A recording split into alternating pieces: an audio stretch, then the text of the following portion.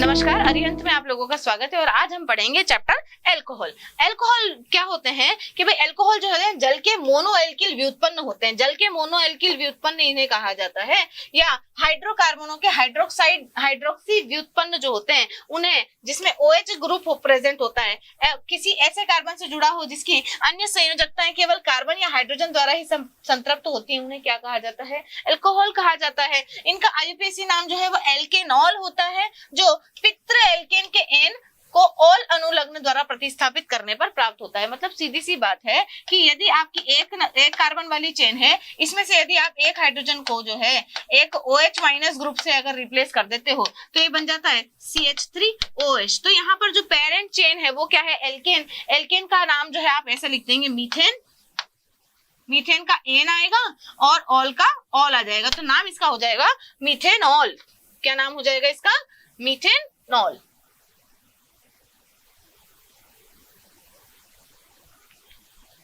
एल्कोहलों के वर्गीकरण की यदि हम बात करें तो OH समूह की जो संख्या है उसके आधार पर इन्हें मोनोहाइड्रिक, डाइहाइड्रिक, ट्राइहाइड्रिक वगैरह में अलग अलग विभक्त किया गया है। मोनोहाइड्रिक एल्कोहल का मतलब है केवल एक OH समूह की उपस्थिति, जैसे methyl alcohol, ethyl alcohol, isopropyl alcohol, इसमें केवल एक हाइड्रोक्सी ग्रुप जो OH माइनस ग्रुप है उस वही उपस्थित होता है। उसका सामान्य सूत्र है जो CnH2n+1 और OH होता है, या फिर इसको ROH द्वारा भी प्रदर्शित किया जाता है। इसी प्रकार डाइहाइड्रिक एल्कोहल नाम से समझ में आ रहा है कि दो OH ग्रुप प्रेजेंट होंगे, जैसे इथाइलिन ग्लाइकोल में और प्रोपेन 1,2 डाइऑल में। तो आप देख सकते हैं यहाँ पर दो OH समूह जो हैं एक एल्किल ग्रुप पर उपस्थित हैं, तो ऐसे जो एल्कोहल है वो क्या कहलाते हैं? डाइहाइड्रिक एल्कोहल कहलाते हैं। यदि एक ही कार्बन परमाणु पर एक से ज्यादा OH समूह उपस्थित है तो वो कैसा हो जाता है बेटा? अनस्टेबल हो जाता है। अनस्टेबल का मतलब होता है अस्थायी हो जाता है। अस्थायी होने की वजह से क्या होता है? यहाँ से एक H2 मॉलिक्यूल जो है निकल के चला जाता है और यह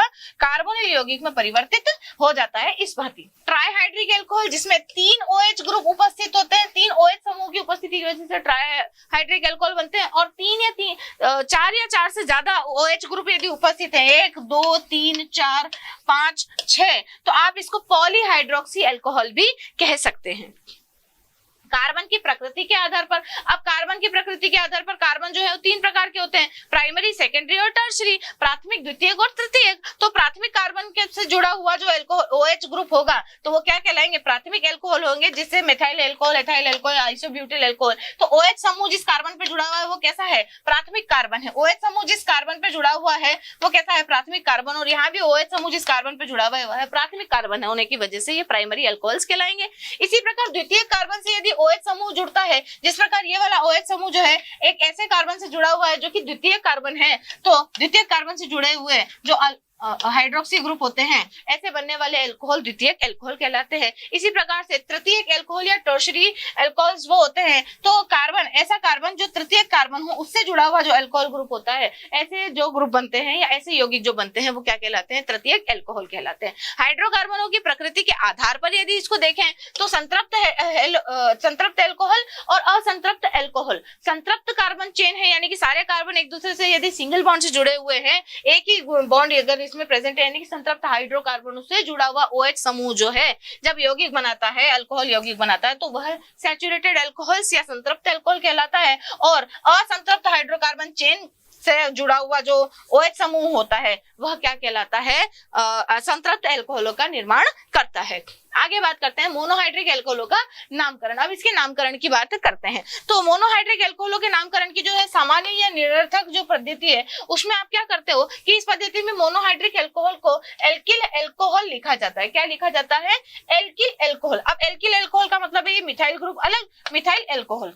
ऐसे ही ये 3 कार्बन चेन वाली नॉर्मल प्रोपिल चेन है, तो नॉर्मल प्रोपिल एल्कोहल इसका नाम हो जाएगा। अब इस चेन का नाम क्या है? तृतीयक ब्यूटिल तो एल्किल ग्रुप का नाम हो गया, और पीछे आपने लगा दिया OH की वजह से अल्कोहल लगा दिया। इसी प्रकार से ये वाली जो चेन है इसका नाम होता है बेटा आइसोप्रोपिल। आइसोप्रोपिल से अगर एल्कोहल जुड़ा हुआ है तो नाम हो जाएगा आइसोप्रोपिल एल्कोहल। तो ये इसकी निरर्थक या सामान्य पद्धति हुई नाम लिखने की। निकटवर्ती स्थितियों पर यदि 2 OH समूह रखे जाएंगे तो अल्कोहल जो है वो ग्लाइकोल कहलाते हैं। जैसे कि देख लीजिए, 2 कार्बन वाली चेन है इसलिए इथाइलिन, और 2 OH है इसलिए ग्लाइकोल। 2 OH है इसलिए ग्लाइकोल, और 3 कार्बन वाली चेन है इसलिए प्रोपाइलिन बोलते हैं। तो प्रोपाइलिन ग्लाइकोल, ऐसे ही ये कौन सा हो जाएगा, इथाइलिन ग्लाइकोल हो जाएगा। जिन डाइहाइड्रिक एल्कोहलों में दो OH समूह दूरस्थ कार्बन परमाणुओं पर उपस्थित होते हैं उन्हें पॉलीमिथाइलिन ग्लाइकोल कहा जाता है। दूरस्थ पे अगर उपस्थित है तो पॉलीमिथाइलिन ग्लाइकोल ने कहा जाएगा। देखिए लगभग बिल्कुल इस तरीके से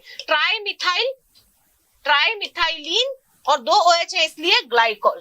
ऐसे 1 2 3 4 कार्बन चेन है, 4 कार्बनों वाली चेन है तो टेट्रामिथाइलिन और OH समूह 2 उपस्थित है इसलिए ग्लाइकोल। तो नाम क्या हो जाएगा इसका, टेट्रामिथाइलिन ग्लाइकोल, और इसका हो जाएगा ट्राइमिथाइलिन ग्लाइकोल। अब ट्राइहाइड्रिक जो अल्कोहल है उनके लिए इस पद्धति में कोई सामान्य नियम नहीं है, तो इनके लिए नामों की व्युत्पत्ति जो है वो उद्गम स्रोत के आधार पर की जाती है। जैसे आप ये एक मॉलिक्यूल देख रहे हैं, इसका जो नाम है ट्राइहाइड्रिक अल्कोहल है, तो इसकी उत्पत्ति के स्रोत के आधार पर इसको क्या कहा जाता है, ग्लिसरॉल कहा जाता है, क्योंकि इसकी उत्पत्ति जो है ग्लिसरैल्डिहाइड से हुई है। तो ग्लिसरैल्डिहाइड से उत्पत्ति होने की वजह से इसे ग्लिसरॉल नाम दिया गया है। आईयूपीएसी पद्धति देख लेते हैं। आईयूपीएसी पद्धति में मोनोहाइड्रिक अल्कोहल को एल्केनॉल कहा जाता है। अब एल्कोहल कहा जाता है तो इसमें अगर आप नामकरण करते हैं तो पैतृक हाइड्रोकार्बन के नाम के अंत में आप ऑल अनुलग्न लगा देते हैं, और अंग्रेजी में अगर आपको इसका नाम लिखना है तो अंतिम अक्षर ई को हटा करके ऑल लगा देते हैं, क्योंकि अगर आप लिखेंगे मीथेन METHANE और ऑल आप लगाते हैं तो इस ई को आपको हटाना पड़ेगा और नाम लिखना पड़ेगा मीथेनॉल। अंग्रेजी के सामान्य नियम के अनुसार जो है दो जो वोवेल्स है वो एक साथ, दो अलग अलग शब्दों के जो वोवेल्स हैं वो एक साथ अगर आप लिख आ जाते हैं तो पहले वाले जो वोवेल है उसको आपको एलिमिनेट करना पड़ता है, हटाना पड़ता है। इस वजह से ये ई हटा करके आप ऑल लगा देते हैं, तो इसका नाम हो जाएगा मीथेन प्लस ऑल मीथेनॉल। इसका नाम हो जाएगा इथेन प्लस ऑल इथेनॉल।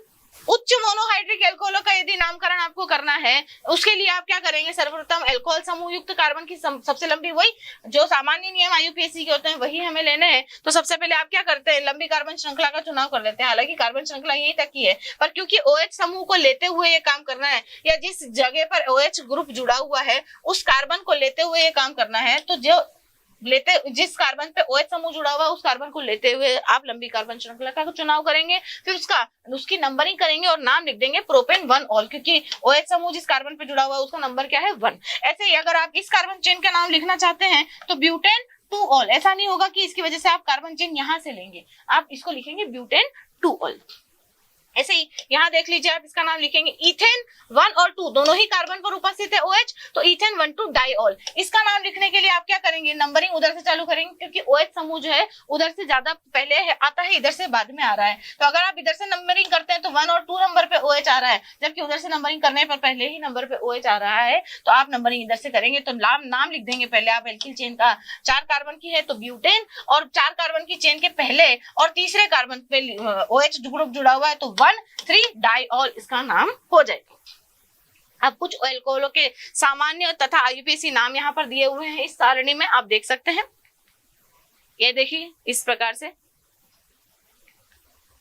इसके बाद में मोनोहाइड्रिक एल्कोहलों में समावयवता देखेंगे। अब समावयवता में पहली समावयवता हम देखेंगे श्रृंखला समावयवता। तो सीधी सी बात है कि ऐसे एल्कोहल या समावयवता जो है एल्कोहलों में एल्किल समूह जो कार्बन है उसमें भिन्नता के कारण आएगी कि आपका जो श्रृंखला है, पहले मान लीजिए कि वो श्रृंखला ऐसी थी 4 कार्बन वाली, ब्यूटेनॉल जो था ये ब्यूटेनॉल को जो है आप कार्बन श्रृंखला में परिवर्तन करके 2 मेथिल प्रोपेनॉल में परिवर्तित कर सकते हैं। या पहले अनब्रांच्ड थी, बाद में इसकी ब्रांचिंग हो गई, तो श्रृंखला में जो है परिवर्तन आने की वजह से श्रृंखला समावयवता यहाँ पर उत्पन्न हो गई। उसके बाद आती है स्थान समावयवता है पोजीशन आइसोमेरिज्म। पोजीशन आइसोमेरिज्म में पोजीशन चेंज होती है, मतलब जिस नाम की समावयवता होती है वही उसी में उस समावयवता में उसी चीज का परिवर्तन होता है। जैसे श्रृंखला समावयवता का नाम है चेन आइसोमेरिज्म है, तो नंबर ऑफ कार्बन चेन में तो परिवर्तन नहीं होगा, पर कार्बन चेन जो पहले नॉर्मल थी बाद में आइसो हो जाएगी, नियो हो जाएगी, तो चेन जो है अलग अलग टाइप की हो जाएगी, तो वो जो समावयवता होगी क्या होगी,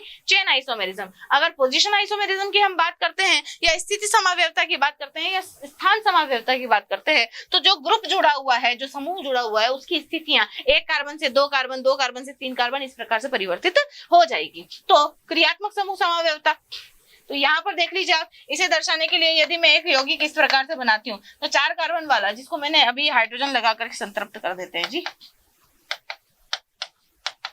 इस प्रकार यदि मैंने एक 4 कार्बन श्रृंखला वाला या 4 कार्बनों की जो एक चेन है वो बनाई है जिसमें OH समूह जो है वो दूसरे नंबर के कार्बन पर जुड़ा हुआ है। ऐसा भी मैं कर सकती हूँ कि इस OH समूह को प्रथम कार्बन पर भी मैं जोड़ सकती हूँ। तो प्रथम कार्बन पर जोड़ते ही जो है इसके जो है स्थिति जो है वो परिवर्तित हो जाती है। यदि आप सोच रहे हैं कि हम इसको तीसरे नंबर के कार्बन पर जोड़ दें तो तीसरे नंबर के कार्बन पर जोड़ते ही ये जो है सेम समावयवता प्रदर्शित करेगा और वो किसी प्रकार की समावयवता नहीं होगी। देख लीजिए आप इस प्रकार से, अगर ये पहला कार्बन है, ये दूसरा कार्बन है, ये तीसरा कार्बन है, ये चौथा कार्बन है, वहां पर ये पहला, ये दूसरा, ये तीसरा और ये चौथा कार्बन यहाँ पर उपस्थित है। तो 4 कार्बन वाली चेन, अच्छा मैंने 3 लिख दिया है क्या, ये हो गया ये 4 कार्बन, चौथा कार्बन है ना। अगर आप सोच रहे हैं कि हम तीसरे कार्बन पर रख देंगे तो भाई नंबरिंग इधर से स्टार्ट हो जाएगी। तो इस प्रकार की जो समावयवता बनती है जिसमें OH समूह की जो पोजीशन पहले 2 थी अभी 1 हो गई, तो ये जो समावयवता प्रदर्शित हो रही है कौन सी समावयवता है,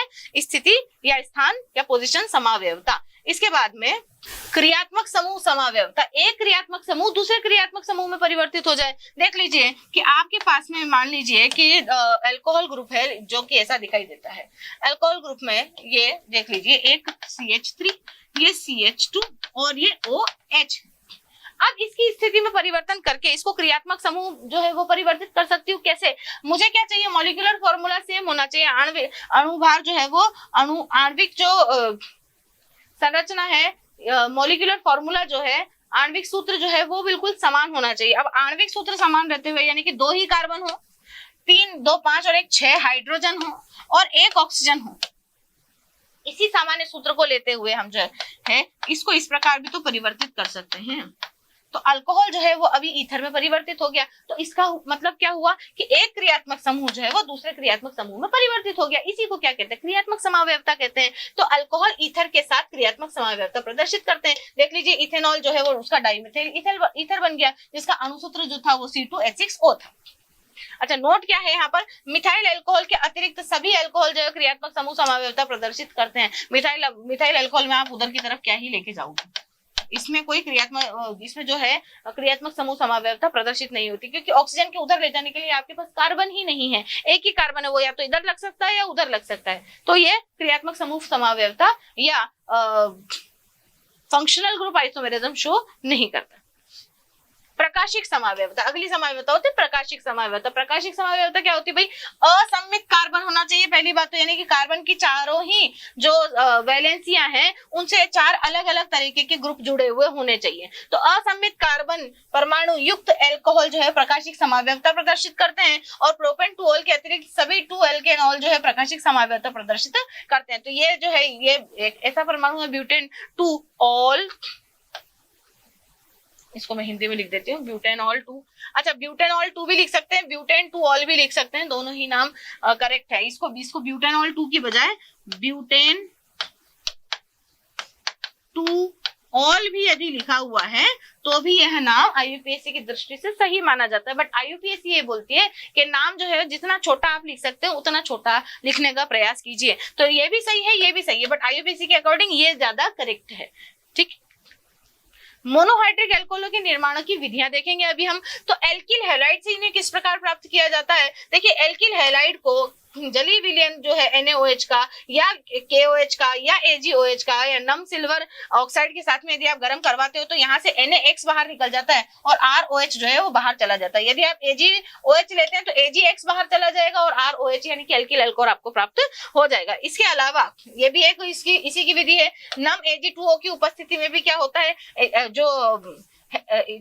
ये जो एल्किल हैलाइड है ये एथिल अल्कोहल में परिवर्तित हो जाता है इस प्रकार, और यहाँ से AgBr जो है वो बाहर निकल जाता है। इस अभिक्रिया के प्रति एल्किल हैलाइडों की क्रियाशीलता का क्रम जो है, तृतीयक एल्किल हैलाइड जो है वो तृतीयक एल्किल हैलाइड, द्वितीयक एल्किल हैलाइड और प्राथमिक एल्किल हैलाइड होता है। तृतीयक एल्किल हैलाइड जो है वो सबसे ज्यादा क्रियाशील होता है इन अभिक्रियाओं के लिए। तो एल्किल हैलाइडों के विहाइड्रोजनीकरण के कारण जो है मुख्य उत्पाद जो है वो एल्किन के रूप में प्राप्त होती है। मतलब सबसे पहले क्या होता है, ये ये जो तृतीयक एल्किल हैलाइड है, इसकी यदि आप जलीय KOH के साथ में अभिक्रिया करवाते हैं तो ये Br हट के OH तो बनाएगा इस प्रकार से, परंतु यह सह उत्पाद के रूप में प्राप्त होता है। मेन उत्पाद या मुख्य उत्पाद के रूप में जो है आपको प्रोपीन या 2-मेथिल प्रोपीन प्राप्त होती है और KBr अलग हो जाता है और H2 यहाँ से अलग प्राप्त हो जाता है। तो इसे क्या कहा जाता है? एल्किल हैलाइड का विहाइड्रोहेलोजनीकरण।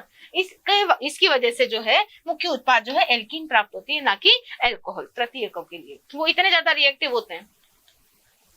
ईथर से अभिक्रिया करवाते हैं तो ईथर है, ईथर की यदि H2O के साथ में अभिक्रिया करवाते हैं तो इस H2O में से अगर एक H इधर है तो एक OH इधर है, तो इस प्रकार से ROH और ROH के 2 मॉलिक्यूल्स आपको इस प्रकार प्राप्त हो जाते हैं तनु H2SO4 और उच्च दाब व ताप की उपस्थिति में। तो ये भी एक उदाहरण है तनु H2SO4 इसकी उपस्थिति में, तो एक H इधर और एक OH इधर, तो दोनों ही अल्कोहल का निर्माण यहाँ से हो जाता है। एक तरफ से इथेनॉल और एक तरफ से प्रोपेनॉल यहाँ पर प्राप्त हो जाता है। एस्टर से अगर आप अभिक्रिया करवाना चाहते हैं तो एस्टर से अभिक्रिया करवाने पर एसिडिक मीडियम या बेसिक मीडियम में आप किसी भी क्षार की अभिक्रिया करवा देंगे। एथिल एसीटेट जो है, एथिल एसीटेट की क्षार के साथ में अभिक्रिया होगी तो ये बनाएगा COONA, C2H5O COONA, मतलब CH3COONA यहाँ से अलग हो जाएगा और C2H5OH जो है ये अलग आपको उत्पाद के रूप में प्राप्त हो जाएगा। तो अभिक्रिया में ये जो CH3COO जो है ये इस Na के साथ में निकल जाएगा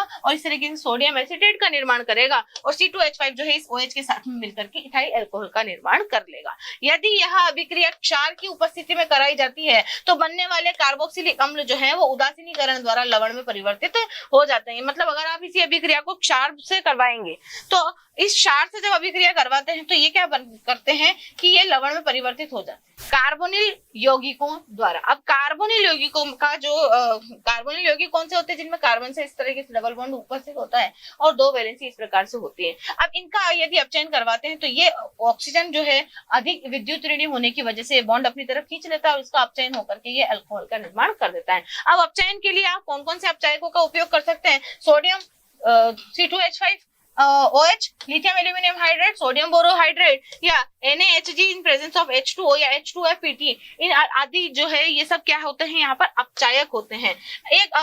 अपचायक होते हैं। NaC2H5OH द्वारा कार्बोनिल यौगिकों का यदि अपचयन करवाया जाता है तो ये एक विशेष प्रकार की अभिक्रिया कहलाती है जिसे बुओ ब्लैंक अभिक्रिया या बुओ ब्लैंक रिडक्शन भी कहा जाता है। बुओ होने को ये इसका नाम है बोवेल्ट ब्लैंक अपचयन, जबकि इसको बोला जाए बुओ ब्लैंक रिडक्शन। फॉर्मेल्डिहाइड से आप किस प्रकार से अल्कोहल प्राप्त कर सकते हैं? फॉर्मेल्डिहाइड का आप अपचयन करो, इसको एक हाइड्रोजन और इसको एक हाइड्रोजन दो और इसको मिथाइल अल्कोहल में परिवर्तित करो। अन्य एल्डिहाइडों के साथ में भी अपचयन करवा करके आप जो है अल्कोहल प्राप्त कर सकते हैं। कीटोन जो है, कीटोन का भी अपचयन करवा सकते हैं। ये बॉन्ड आप इधर से तोड़ेंगे, एक हाइड्रोजन इधर लगाएंगे, एक हाइड्रोजन इधर लगाएंगे, तो आपको इस प्रकार से अल्कोहल का निर्माण हो जाएगा। इस विधि द्वारा तृतीयक अल्कोहल नहीं बनाए जाते क्योंकि तृतीय अल्कोहल जो है वो क्या करते हैं? अपचयन में कार्बोनिल समूह जो है इसके दोनों ओर हाइड्रोजन परमाणु जुड़ जाते हैं इस प्रकार से। अम्ल तथा अम्ल व्युत्पन्नों द्वारा आप अल्कोहल किस प्रकार बना सकते हैं? ये अम्ल है, इस अम्ल का भी आप अपचयन करवाएंगे तो H2O बाहर निकल जाएगा और इस प्रकार से ये अल्कोहल का निर्माण करके देगा आपको। अल्कोहल अम्ल जो है, इस अम्ल के जो व्युत्पन्न है जैसे अम्ल क्लोराइड हुआ, अम्ल एनहाइड्राइड हुआ, इनका भी यदि आप अपचयन करवाते हैं, इनके अपचयन के लिए आपको हाइड्रोजन जो है वो ज्यादा लेने पड़ेंगे, अधिक मात्रा में हाइड्रोजन की आवश्यकता पड़ेगी और ये भी जो है अपचयित होकर के आपको अल्कोहल देंगे। इपोक्साइड ये जो विशेष प्रकार की एक स्ट्रक्चर यहाँ पर आप लोगों को नजर आ रही है, ये क्या कहलाती है? इपोक्साइड कहलाती है। ये इपोक्साइड जो है लिथियम एल्यूमिनियम हाइड्राइड का प्रयोग करते हुए एसिडिक मीडियम में किसमें परिवर्तित हो जाती है? अल्कोहल में परिवर्तित हो जाती है। तो सामान्यतया जो इपोक्साइड है इनके अपचयन के लिए सिर्फ और सिर्फ लिथियम एल्यूमिनियम हाइड्राइड का ही इस्तेमाल किया जाता है। इसी प्रकार से ये वाला भी इपोक्साइड जो है इथाइल अल्कोहल में परिवर्तित हो जाएगा। लिथियम एल्यूमिनियम हाइड्राइड जो है H- आयन वर्णात्मक रूप से एपोक्साइड वलय के उस कार्बन पर आक्रमण करता है जिस पर कम एल्किल समूहों अर्थात अधिक हाइड्रोजन परमाणु जुड़े हुए होते हैं। जिस पर अधिक हाइड्रोजन परमाणु जुड़े हुए होते हैं ना, उसी पर यहाँ ये इस प्रकार से टूटेगा तो हाइड्रोजन जो है इसको मिलेगा और ये OH के रूप में इस प्रकार से परिवर्तित हो जाएगा। ऊपर तो पता नहीं लग रहा पर नीचे वाले में पता लगता है कि जिस पर कम एल्किल समूह है अर्थात अधिक हाइड्रोजन परमाणु होते हैं उस पर ही जो है हाइड्रोजन जाकर के जुड़ता है और इस प्रकार से 2 डिग्री अल्कोहल का निर्माण करके देता है ग्रिग्नार्ड अभिकर्मक द्वारा। अब ग्रिग्नार्ड अभिकर्मक जो है किसी भी यौगिक के साथ में अभिक्रिया करके जो यौग उत्पाद बनाता है उसका जल अपघटन करवा करके आप अल्कोहल का निर्माण कर सकते हैं। इसकी कुछ कार्बन यौगिकों के साथ में जब RMgX का रिएक्शन करवाते हैं तो देख लीजिए ये ऑक्सीजन जो है वो अधिक विद्युत ऋणी होने की वजह से बॉन्ड को अपनी तरफ शिफ्ट करवा लेता है। RMgX में R जो एल्किल ग्रुप जो होता है वह अधिक विद्युत ऋणी होता है, क्योंकि ये क्या है, मैग्नीशियम है। मैग्नीशियम क्या होती है, विद्युत धनी मेटल्स होती हैं, तो इनके ऊपर पॉजिटिव चार्ज, इसके ऊपर नेगेटिव चार्ज, तो इसका नेगेटिव इसके पॉजिटिव के साथ में और इसका पॉजिटिव इसके नेगेटिव के साथ में जुड़ करके इस तरह का एक योग उत्पाद देता है। इस योग उत्पाद का जब आप जल अपघटन करवाते हो तो आपको अल्कोहल प्राप्त होते हैं और साइड प्रोडक्ट के रूप में मैग्नीशियम का OH और X के साथ में अलग ही यौगिक प्राप्त हो जाता है। तो अल्कोहल जो है ग्रिग्नार्ड अभिकर्मक से इस प्रकार प्राप्त किए जा सकते हैं। फॉर्मेल्डिहाइड के साथ में अगर आप RMgX के रिएक्शन करवाते हो तो RMgX का ये जो O है इसके साथ में MgX जुड़ जाएगा, कार्बन के साथ में R जुड़ जाएगा, बाद में इसका जल अपघटन करवा करके आप प्राथमिक अल्कोहल प्राप्त कर सकते हो। और फॉर्मेल्डिहाइड के अलावा यदि आपने अन्य एल्डिहाइड लिए हैं तो आपको 2 डिग्री या द्वितीयक अल्कोहल मिलेंगे, और यदि आपने कीटोन ले लिया है तो कीटोन के साथ में अभिक्रिया करने पर आपको तृतीयक अल्कोहल प्राप्त होंगे। अन्य अम्ल क्लोराइडों के साथ में यदि अभिक्रिया करवाते हैं RMgX की तो सेम टू सेम रिएक्शन होने वाली है। ये ऑक्सीजन जो है वो ऊपर चला जाएगा, RMgX का जो है इस प्रकार से पहले तो ये Cl यहां से हटाएगा, इसको सॉरी ये 1:2 के रेशो में आप लोगों को लेना पड़ेगा। सबसे पहले तो क्या होगा कि जो अम्ल क्लोराइड है इसकी RMgX के साथ में अभिक्रिया करवा करके आप जो है MgXCl, जो भी RMgX है R अलग हो जाएगा, इसका X जो है इसके Cl के साथ में मिलकर के MgXCl बना लेगा। MgXCl जो है वो फिर बाद में इसको कीटोन में परिवर्तित कर देगा। कीटोन में मतलब MgXCl निकलने के बाद में कीटोन में परिवर्तित हो जाएगा, और कीटोन में परिवर्तन के बाद में जो आप अभिक्रिया देख रहे हैं वही कीटोन जो है वो तृतीयक अल्कोहल बना के देता है। तो तृतीयक अल्कोहल यहाँ पर मुख्य उत्पाद के रूप में प्राप्त हो जाएगा। अब यदि अभिक्रिया में ग्रिग्नार्ड अभिकर्मक की मात्रा कम हो तो मुख्य उत्पाद के रूप में कीटोन बनते हैं। उपरोक्त अभिक्रिया में अम्ल क्लोराइड के स्थान पर अम्ल एमाइड या एस्टर लेने पर भी तृतीयक अल्कोहल ही प्राप्त होते हैं। ऑक्सीजन के साथ में इसकी अभिक्रिया करवाते हैं तो RMgX की अगर अभिक्रिया ऑक्सीजन के साथ में करवाते हैं तो इस प्रकार का एक योग उत्पाद बनता है जिसमें ऑक्सीजन जो है वो एल्किल ग्रुप के पास में आकर के जुड़ जाता है, जिसका जल अपघटन करवाने पर ये जो है आपको अल्कोहल में परिवर्तित हो जाता है। अपोक्साइड के साथ में या एपोक्साइड के साथ में जब अभिक्रिया होती है तो एपोक्साइड के साथ में जब अभिक्रिया होती है तो ऑक्सीजन जो है RMgX जो है वो उसमें से एल्किल ग्रुप जो है किसी एक कार्बन पर और मैग्नीशियम जो है वो यहाँ पर जुड़ करके ऐसा योग उत्पाद देता है जिसका जल अपघटन आप करवाएंगे तो आपको अल्कोहल प्राप्त हो जाएगा इस प्रकार से। अन्य विधियां क्या है, प्राथमिक अमीनों द्वारा आप अल्कोहल किस प्रकार प्राप्त कर सकते हैं, तो ये प्राथमिक अमाइन है। प्राथमिक अमाइन की जो है रिएक्शन आप नाइट्रस अम्ल के साथ में करवाते हैं। नाइट्रस अम्ल जो है वो बनता कैसे है, NaNO3 और HCl की अभिक्रिया द्वारा आपको नाइट्रस अम्ल मिलता है। नाइट्रिक अम्ल तो आप बहुत दिनों तक रख सकते हैं, HNO3 नाइट्रिक अम्ल को तो आप बहुत दिनों तक रख सकते हैं, बट अगर आपको नाइट्रस अम्ल की अभिक्रिया करवानी है तो जहां जहां भी नाइट्रस अम्ल की अभिक्रिया होगी आपको नाइट्रिक अम्ल को HCl के साथ में ट्रीट करवाना पड़ेगा, तभी आपको HNO3 मिलेगा, क्योंकि इसको फ्रेशली प्रिपेयर्ड ही लेते हैं। ठीक है, तो प्राथमिक अमीन जो है HNO2 के साथ में अभिक्रिया करके N2 गैस अलग करके जल का अणु अलग करके अल्कोहल में परिवर्तित हो जाता है। इसी प्रकार से ये वाली रिएक्शन है बिल्कुल इसी प्रकार से होने वाली। एल्कीनों के जलयोजन द्वारा किस प्रकार से, अब ये एल्कीन है, एल्कीन का जो अनसैचुरेटेड जो कार्बन होते हैं उनके बीच में जो बंध उपस्थित होता है, यह बंध बीच में से टूटता है और एक तरफ H और एक तरफ HSO4 जुड़ करके इस प्रकार का एक योग उत्पाद आपको प्राप्त होता है। इस योग उत्पाद को जो है वाष्प की उपस्थिति में गर्म करने पर जो है आपको अल्कोहल मिल जाता है और H2SO4 वापस अलग हो जाता है, यानी कि ये यहाँ से इस प्रकार से टूट जाता है H2O इस प्रकार से, और ये अल्कोहल प्राथमिक अल्कोहल में और वो H2SO4 जो है वापस आपको मिल जाता है। इसी प्रकार से इस अभिक्रिया में भी सेम टू सेम वही रिएक्शन होगा, और यहाँ पर एडिशन जो है वो किस मार्कोनिकॉव के नियम के अनुसार होता है। मार्कोनिकॉव का नियम जो है वो क्या बोलता है कि नेगेटिव पार्ट वहां जुड़ेगा जहां पर हाइड्रोजन की संख्या जो है वो कम होगी, तो मार्कोनिकॉव के नियम के अनुसार जो है इस प्रकार का योग उत्पाद प्राप्त होगा। बाद में ये हट करके इसको OH और इसको H देकर के H2SO4 आप अलग कर देंगे और इस प्रकार द्वितीयक अल्कोहल का निर्माण हो जाएगा। एल्किनो के हाइड्रोबोरोनीकरण द्वारा। हाइड्रोबोरोनीकरण में आप क्या लेते हैं, डाइबोरेन लेते हैं, इसका नाम क्या है, डाइबोरेन है। एल्किनो पर डाइबोरेन की अभिक्रिया से बने योग उत्पाद जो है ट्राई एल्किल बोरेन का क्षारीय H2O2 के साथ में ऑक्सीकरण कराने पर प्राथमिक अल्कोहल प्राप्त होता है और इससे आपको 3-3 मोल एक साथ प्राप्त होंगे। किस प्रकार से, आप देखिए यह अभिक्रिया यहाँ से होगी और जितने भी हाइड्रोजन है वो इधर जाकर के जुड़ जाएंगे और इस प्रकार का एक योग उत्पाद देंगे। बाद में आप जो है इसका जल अपघटन करवा करके इसको OH और इसको H दे देंगे, कितने, 3, तो ये H3BO3 आपको प्राप्त हो जाएगा, H2O2 के रूप में प्राप्त होगा, तो H3BO3 इस प्रकार से आपको साइड प्रोडक्ट मिल जाएगा और 6 मॉलिक्यूल जो है आपको किसके मिल जाएंगे, अल्कोहल के प्राप्त होंगे। तो सबसे ज्यादा अल्कोहल प्राप्त करने वाली विधि कौन सी है, हाइड्रोबोरोनीकरण। इस अभिक्रिया के उत्पाद को एल्किनो पर जल की अभिक्रिया द्वारा प्रति एंटी मार्कोनिकोव एडिशन होता है यहाँ पर के अनुसार, यानी कि मार्कोनिकोव के नियम के जस्ट ऑपोजिट, ठीक है, अनुसार प्राप्त किया जा सकता है। इस विधि द्वारा तृतीयक अल्कोहल नहीं बनाए जा सकते, इससे सिर्फ प्राथमिक या द्वितीयक अल्कोहल ही प्राप्त होंगे, तृतीयक अल्कोहल आप नहीं बना सकते। एल्किनो के ऑक्सीमर्करीकरण या विमर्करीकरण द्वारा आप किस प्रकार से अल्कोहल प्राप्त कर सकते हैं, तो टेट्राहाइड्रोफ्यूरेन और जल की उपस्थिति में एल्किनो पर यदि इसकी अभिक्रिया करवाई जाती है तथा प्राप्त योगोत्पाद जो है उसका सोडियम बोरोहाइड्रेट के द्वारा अपचयन यदि करवाया जाता है तो आपको क्या प्राप्त होता है, अल्कोहल प्राप्त होता है। और यही अभिक्रिया क्या कहलाती है, ऑक्सीमर्करीकरण विमर्करीकरण कहलाती है। किस प्रकार होगी देख लीजिए, एल्कीन जो है उस पर आप जो है मरकरी के एसीटेट का अभिक्रिया करवाते हैं जल की उपस्थिति में, टेट्राहाइड्रोफ्यूरेन की उपस्थिति में यहाँ से CH3COOH जो है अलग हो जाता है और इस प्रकार का एक योग उत्पाद आपको मिलता है। इस योग उत्पाद का जो है रिडक्शन आप करवाते हैं सोडियम बोरोहाइड्रेट की उपस्थिति में और आपको क्या प्राप्त होते हैं, 2 डिग्री अल्कोहल प्राप्त होते हैं। अब Hg यहाँ से अलग हो जाता है इसलिए विमर्करीकरण इसको कहते हैं और इसका क्या हुआ है, ऑक्सीकरण भी हुआ है, तो ऑक्सीमर्करीकरण भी इसे कहा जाता है। यह योग भी जो है मार्कोनिकोव के नियम के अनुसार होता है तथा इसमें कोई मध्यवर्ती नहीं बनता है, पुनर्विन्यास भी नहीं होता है। तो यह विधि जो है वो केवल एथीन और इथेनॉल ही देती है, इससे ज्यादा बड़े जो अल्कोहल है वो यहाँ से प्राप्त नहीं होते हैं।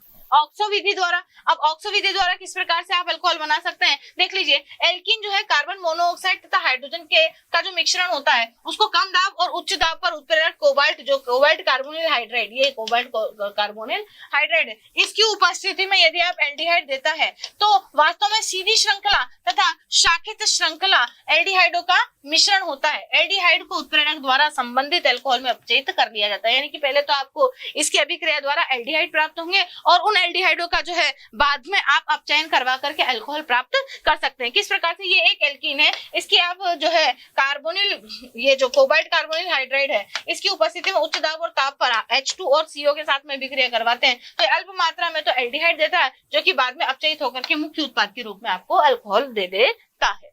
मोनोहाइड्रिक अल्कोहलों के भौतिक गुण क्या क्या होते हैं, भौतिक अवस्था की बात कर लेते हैं। सबसे पहले तो जो निम्न अल्कोहल होते हैं कार्बन 8 से लेकर के कार्बन 11 तक के, वो कैसे होते हैं, द्रव अवस्था में उपस्थित होते हैं जिनकी क्षारता अनुभार बढ़ने के साथ साथ बढ़ती है, इसलिए उच्च सदस्य जो है वो मोम जैसे ठोस होते हैं, है ना। और द्रव अल्कोहलों में विशिष्ट गंध व तीखा स्वाद होता है जबकि ठोस सदस्य जो है वो गंधहीन होते हैं, स्वादहीन होते हैं। अगली बात करते हैं विलेयता की, तो विलेयता की वजह से, हाइड्रोजन बंध बनने की वजह से ये जो अल्कोहल होते हैं वो जल जैसे पोलर सॉल्वेंट्स में आसानी से घुल जाते हैं। समावयवी अल्कोहलों में भी विलेयता का क्रम देखा जाए कि अनुभार यदि समान है तो अनुभार समान होने पर जो है तृतीयक अल्कोहल सबसे ज्यादा विलेय होता है, प्राथमिक अल्कोहल सबसे कम विलेय होते हैं। जैसे जैसे शाखन बढ़ता जाता है विलेयता भी बढ़ती जाती है, शाखन कम होने की वजह से विलेयता कम होती जाती है। परंतु यदि एल्किल समूह का जो आकार बढ़ रहा है तो विलेयता जो है वो कम हो जाती है। तो विलेयता आप बोल सकते हैं कि विलेयता जो है डायरेक्टली प्रोपोर्शनल है पार्श्व श्रृंखला की संख्या और इनवर्सली प्रोपोर्शनल है एल्किल समूह के आकार के। जैसे जैसे अणुभार बढ़ता है वैसे वैसे विलेयता कम होती चली जाती है। तो अल्कोहल जो है कार्बनिक विलायकों जैसे ईथर, बेंजीन, CCl4 आदि में भी विलेय हो जाते हैं। निम्न अल्कोहल जो है धात्विक लवणों के साथ में ठोस व्युत्पन्न बनाते हैं जैसे MgCl2.6 मोल्स ऑफ CH3OH और CuSO4.2 मोल्स ऑफ CH3OH। ऐसे इस प्रकार से ये देख लीजिए आप क्या बन रहे हैं, ये ठोस व्युत्पन्न बन रहे हैं, धात्विक लवण बन रहे हैं धात्विक लवणों के साथ में। इनके बनने का कारण भी जो है धातु आयनों का विलायकीकरण है। धातु आयन जो है वो इसको अल्कोहल को अपने अंदर घोल लेते हैं या सॉल्वेशन की प्रोसेस जो है वो प्रदर्शित करते हैं। क्वथनांक और गलनांक की बात करें तो अणुभार में वृद्धि के साथ साथ पृष्ठीय क्षेत्रफल बढ़ता है, पृष्ठीय क्षेत्रफल बढ़ता है तो बताओ वांडरवाल आकर्षण बल भी बढ़ते हैं, वांडरवाल आकर्षण बल बढ़ेंगे तो क्वथनांक और गलनांक भी अणुभार में वृद्धि के साथ साथ बढ़ते हैं। तो ये अणुभार दे रखे हैं, क्वथनांक दे रखे हैं, लिस्ट दी हुई है। अंतराणु हाइड्रोजन बंधों की उपस्थिति के कारण भी इनके गलनांक और क्वथनांक जो है प्रेरित इफेक्टेड होते हैं। किस प्रकार से कि एल्केनों तथा अन्य हाइड्रोकार्बन व्युत्पन्नों की तुलना में उच्च होते हैं इनके गलनांक और क्वथनांक, क्योंकि ये क्या बना लेते हैं, सबसे पहली बात तो ये हाइड्रोजन बंध बना लेते हैं जिसे तोड़ने के लिए अधिक ऊर्जा की आवश्यकता होती है। समावयवी अल्कोहल के क्वथनांक और गलनांक की अगर बात करें तो प्राथमिक अल्कोहलों का गलनांक सबसे ज्यादा होता है, तृतीयक अल्कोहलों का गलनांक या क्वथनांक सबसे कम होता है। जैसे जैसे शाखन बढ़ेगा गलनांक व क्वथनांक का जो मान है वो भी कम होता चला जाएगा। विषाक्त प्रकृति अल्कोहल जो होते हैं विषैली प्रकृति के होते हैं। जो मिथेनॉल होता है ये तंत्रिका विष की तरह काम करता है, नर्व पॉइजन की तरह काम करता है, सोचने समझने की शक्ति को बिल्कुल खत्म कर देता है। अगर सूक्ष्म मात्रा के सेवन से भी ये जो है दृष्टि तंत्रिका जो ऑप्टिक नर्व होती है वो लकवाग्रस्त हो जाती है, जिससे जो है व्यक्ति अंधा हो जाता है, उसको दिखाई देने में दिक्कत आने लगती है। इसकी यदि अधिक मात्रा में अगर आपने सेवन कर लिया तो आपकी मृत्यु भी हो सकती है। तो इसी श्रेणी का अगला जो अल्कोहल है वो है एथिल अल्कोहल। वो भी केंद्रीय तंत्रिका तंत्र जो है उस पर उत्तेजक प्रभाव डालता है और शरीर में अवसाद बेहोशी उत्पन्न करता है। और अल्कोहल की विषाक्त प्रकृति अणुभार में वृद्धि के साथ साथ बढ़ती है। जैसे जैसे आप हायर अल्कोहल की तरफ जाएंगे वैसे वैसे क्या होगा, अल्कोहलों की विषैली प्रवृत्ति जो है वो बढ़ती चली जाएगी। चालकता की बात करते हैं तो अल्कोहलों में सहसंयोजक आबंध पाए जाने के कारण इनके जलीय विलयन में कोई आयन उपस्थित नहीं होता है। आयनों की अनुपस्थिति के कारण इनकी जलीय विलयन जो है विद्युत का कुचालक होता है। आयन ही उपस्थित नहीं है तो ऑपोजिट इलेक्ट्रोड्स की तरफ क्या ही जाएंगे। अगली बात करते हैं मोनोहाइड्रिक अल्कोहलों के रासायनिक गुणधर्मों की। तो मोनोहाइड्रिक अल्कोहलों के रासायनिक गुणधर्मों को पढ़ने के लिए आपको इनके बंधों को समझना पड़ेगा। तो अल्कोहल में हाइड्रोक्सिल समूह की उपस्थिति के कारण ये अत्यधिक क्रियाशील होते हैं। इनकी अभिलाक्षणिक अभिक्रियाओं में या तो कार्बन और ऑक्सीजन के बीच का बंध टूटता है या ऑक्सीजन और हाइड्रोजन के बीच का बंध टूटता है। यानी कि जो ध्रुवीय आबंध है वो यही है, या तो ये वाला बंध टूटेगा या ये वाला बंध टूटेगा। तो दो तरीके आपको रिएक्शंस पढ़नी है, इस बंध के विदलन की और इस बंध के विदलन की। प्रत्येक अल्कोहलों में जो CO बंध होता है वह एल्किल समूह के प्लस आई प्रभाव के कारण जो है वो दुर्बल हो जाता है। जबकि प्राथमिक अल्कोहल में क्या होता है कि OH बंध जो है वो दुर्बल हो जाते हैं। तो देखिए प्राथमिक अल्कोहल में ये वाला जो बंध है ये दुर्बल हो जाता है, तो यहाँ से जो H जो है वो हाइड्रोजन में प्रोटॉन की तरह यहाँ से अलग हो जाता है। जबकि तृतीयक अल्कोहलों में ये वाला जो बंध है ये दुर्बल हो जाता है और यहाँ से OH माइनस आयन जो है वो अलग हो जाता है। तो पृथक होने की जो प्रवृत्ति होती है OH माइनस की और H माइनस की वो किस पर डिपेंड करती है, एल्किल ग्रुप के प्लस आई इफेक्ट की वजह से। अब प्लस आई इफेक्ट की वजह से क्या होता है, एल्किल ग्रुप जो है इस कार्बन प्लस इलेक्ट्रॉन का घनत्व बढ़ा देता है, जिसकी वजह से ऑक्सीजन पर इलेक्ट्रॉन का घनत्व बढ़ जाता है और इलेक्ट्रॉन का घनत्व बढ़ने की वजह से ये प्रोटॉन की तरह हाइड्रोजन के पृथक होने की प्रवृत्ति इसके अंदर आ जाती है। जबकि इस तृतीयक अल्कोहल में ऐसा नहीं होता है। तो क्रियाशील जो है ये किस प्रकार से, इनकी क्रियाशीलता किस प्रकार से होती है, तो भाई OH आबंध के विदलन की अभिक्रियाशीलता का जो क्रम है वो प्राथमिक में सबसे ज्यादा, द्वितीयक में उससे कम और तृतीयक में सबसे कम पाया जाता है। जबकि CO आबंध के विदलन की प्रकृति जो है तृतीयक में सर्वाधिक होती है और प्राथमिक में सबसे कम पाई जाती है। अब अल्कोहल की अम्लीय प्रकृति की अगर हम बात करें तो भाई OH आबंध के विदलन के समय प्रोटॉन जब निकलता है तो अल्कोहल जो है वो अम्लीय प्रकृति का हो जाता है। तो अभी अभी आपने इस अभिक्रिया में देखा कि OH बंध जितने जल्दी टूटेगा यानी कि प्राथमिक जो अल्कोहल होगा वो सर्वाधिक अम्लीय प्रकृति का होगा, जबकि तृतीयक जो अल्कोहल होता है वो सबसे कम अम्लीय प्रकृति का होता है। तो यहाँ पर अम्लीय प्रकृति भी इस प्रकार से ही डिस्कस की जा सकती है कि जैसे जैसे यहाँ पर एल्किल ग्रुप जो है, एल्किल समूह जो है वो बढ़ेगा, एल्किल समूह के बढ़ने की वजह से प्लस आई इफेक्ट भी बढ़ जाता है, जिसकी वजह से ऑक्सीजन पर इलेक्ट्रॉन का घनत्व है वो भी बढ़ जाता है। तो ऑक्सीजन पर इलेक्ट्रॉन का घनत्व बढ़ने की वजह से ऑक्सीजन और हाइड्रोजन का जो बंध है वह आसानी से टूटता है और हाइड्रोजन आसानी से H+ के रूप में अलग हो जाता है। H+ के रूप में जब अल्कोहल से हाइड्रोजन अलग हो जाता है इस बंध के विदलन द्वारा तो ये बनाता है RO- और H+। RO- और H+ यहाँ से निकलने की वजह से इसकी अम्लीय प्रकृति बढ़ जाती है, जो कि प्राथमिक अल्कोहलों में सर्वाधिक पाई जाती है। तो अल्कोहल की अम्लीय प्रकृति का यदि क्रम देखा जाए तो देखो CH3OH में सर्वाधिक, पैरा अल्कोहल में उससे प्राइमरी अल्कोहल में कम, सेकेंडरी अल्कोहल में और कम और टर्शियरी अल्कोहल या तृतीयक अल्कोहलों में सबसे कम ये पाया जाता है। उपरोक्त क्रम की अगर व्याख्या H+ मुक्त होने से बनने वाले अल्कोक्साइड आयनों के स्थायित्व के आधार पर भी की जा सकती है। प्राथमिक अल्कोहल जो अल्कोक्साइड आयन बना रहा है वह सर्वाधिक स्थायी होता है तो प्राथमिक अल्कोक्साइड जब सर्वाधिक स्थायी होता है तो ये H+ जल्दी से रिमूव करेगा, न कि तृतीयक अल्कोहल। अल्कोक्साइडों के स्थायित्व का यदि हम क्रम देखें तो देख लीजिए आप, प्राथमिक एल्कोक्साइड जो समूह है वो सर्वाधिक स्थायी होता है, जबकि तृतीयक एल्कोक्साइड जो समूह होता है वो कम स्थायी होता है।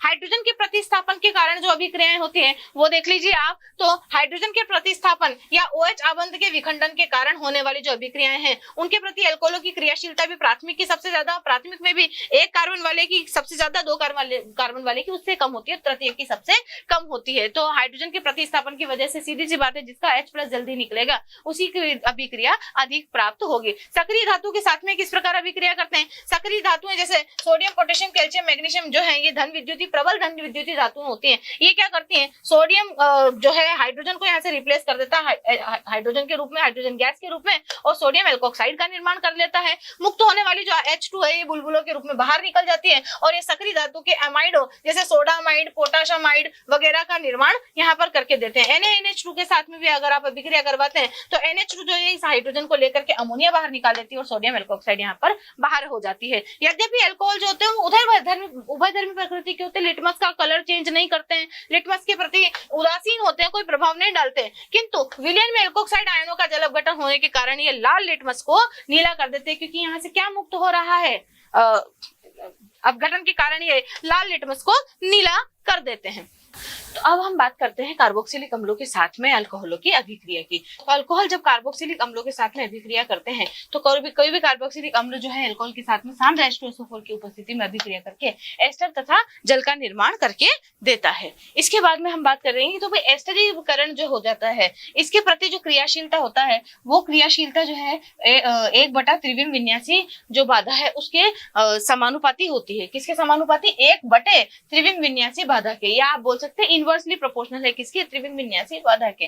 तो R ग्रुप जितना ज्यादा बड़ा होगा त्रिविम विन्यासी बाधा उतनी ही ज्यादा होगी और क्रियाशीलता उतनी ही कम होगी। तो आप बोल सकते हैं कि 1 डिग्री, 2 डिग्री, 3 डिग्री में से 3 डिग्री की क्रियाशीलता सबसे कम पाई जाती है। ऐसे ही अगर आप इसके प्रति अगर हम देखें तो मॉलिक्यूल बना करके देखें तो आप देख लीजिए कि यहाँ पर एक मिथाइल ग्रुप जुड़ा हुआ है, यहाँ पर 2 डिग्री कार्बन जो है इधर, और ये 3 डिग्री कार्बन में 3 डिग्री कार्बन की क्रियाशीलता सबसे कम मानी जाती है। एक नोट यहाँ पर लिखा हुआ है, निर्जलीकरण जो है शुष्क HCl गैस की उपस्थिति में यह अभिक्रिया जो है फिशर स्प्रियर अभिक्रिया के नाम से जानी जाती है। अम्लीय उत्पन्नों के साथ में अभिक्रिया, अम्लीय उत्पन्न के साथ में जो है अल्कोहल किस प्रकार से रिएक्ट करते हैं? अम्लीय उत्पन्नों के साथ में जो है अम्लीय उत्पन्न जो है उसके साथ में अल्कोहल अभिक्रिया करके एस्टर का निर्माण कर देते हैं, जैसे कि यहाँ पर।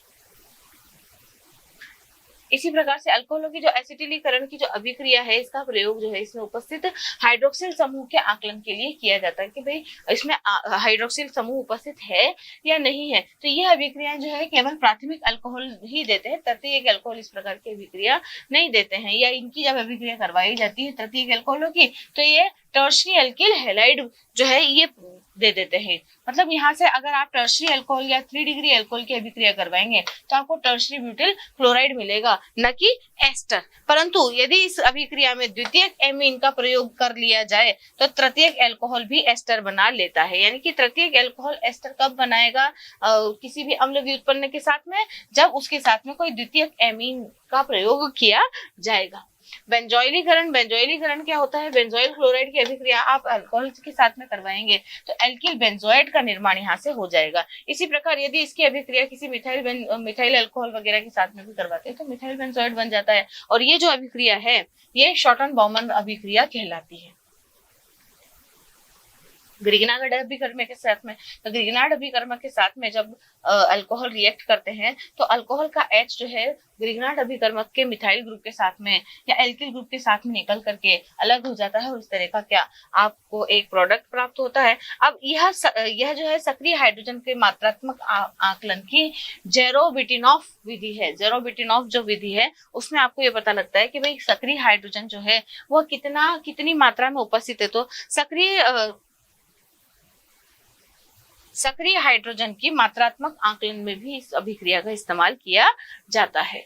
एसिटिलीकरण के साथ में अभिक्रिया या एसिटिलीन के साथ में अभिक्रिया, ये एसिटिलीन है। एसिटिलीन के साथ में यदि आप किसी भी अल्कोहल की अभिक्रिया NaOH की उपस्थिति में 150 से 180 डिग्री सेल्सियस पर करवाते हैं तो एसीटेल आपको मिल जाता है। यहाँ से देख लीजिए आप, ये जो बॉन्ड है यहाँ पर क्या हुआ है, H तो है, इधर वाले कार्बन पे जुड़ गए हैं दोनों, और इसकी जो दोनों वैलेंसियां हैं OR से संतृप्त हो गई है। और ये वाली जो अभिक्रिया है ये NaOH या Hg की उपस्थिति में ही करवाई जा सकती है। कार्बोनिल यौगिकों के साथ में अभिक्रिया, तो कार्बोनिल यौगिक चाहे एल्डिहाइड हो, चाहे कीटोन हो, चाहे कार्बोक्सिलिक एसिड हो, क्या कहा जाता है, कार्बोनिल यौगिक कहा जाता है, एल्डिहाइड और कीटोन मेनली। तो एल्डिहाइड के साथ में अल्कोहल जो है रिएक्ट करके एसिटिल का निर्माण करके देते हैं, और कीटोन के साथ में जो है अल्कोहल कीटेल का निर्माण करके यहाँ पर आपको दे देते हैं। जैसे कि ये देख लीजिए, एल्डिहाइड के साथ में जो अल्कोहल है ये मेथाइल एसिटिल का निर्माण करके दे रहा है, और यदि यही अभिक्रिया जो है वो कीटोन के साथ में होती तो आपको क्या मिलता, कीटेल मिल जाता।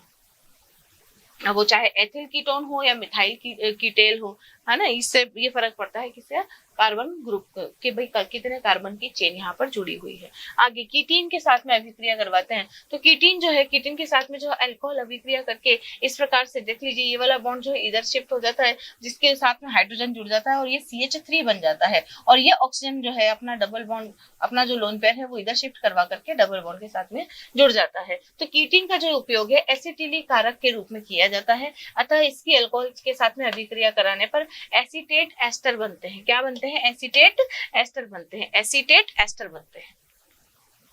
आइसोसाइनिक अम्ल के साथ में अभिक्रिया, तो देख लीजिए ये एक आइसोसाइनिक अम्ल है। आइसोसाइनिक अम्ल के साथ में जब अल्कोहल अभिक्रिया करते हैं तो एक योग उत्पाद बनता है बेटा। ये योग उत्पाद जो है बाद में पुनर्विन्यासित हो जाता है और एथिल यूरिथेन में परिवर्तित हो जाता है। ये यूरिया के निर्माण में एथिल यूरिथेन का उपयोग किया जाता है। जो प्रयोगशाला में यूरिया बनाया जाता है उसमें इस एथिल यूरिथेन का प्रयोग किया जाता है। कैसे बनता है ये, कि आप आइसोसाइनिक अम्ल के साथ में इसकी अभिक्रिया करवाएंगे, अल्कोहल की अभिक्रिया करवाएंगे, तो क्या होगा, ये वाला जो बॉन्ड है वो इधर शिफ्ट हो जाएगा, OC2H5 जो है इस जगह पर जाकर के, और ये हाइड्रोजन जो है वो इस ऑक्सीजन के साथ में इस प्रकार से जुड़ जाएगा। बाद में इसका पुनर्विन्यास होगा। पुनर्विन्यास कैसे होगा, ये वाला बॉन्ड जो है इधर शिफ्ट हो जाएगा, ऑक्सीजन का जो लोन पेयर है वो इधर इस तरफ शिफ्ट हो जाएगा, और हाइड्रोजन जो है वो इस जगह पर जुड़ करके एथिल यूरिथेन का निर्माण कर देंगे।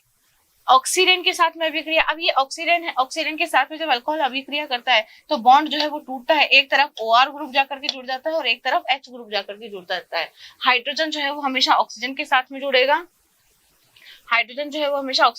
जुड़ेगा, OR जो है वो दूसरे कार्बन के साथ में जुड़ेगा। या तो इसको इधर जोड़ दो, कोई फर्क नहीं पड़ता अगर दो कार्बन की चेन है तो।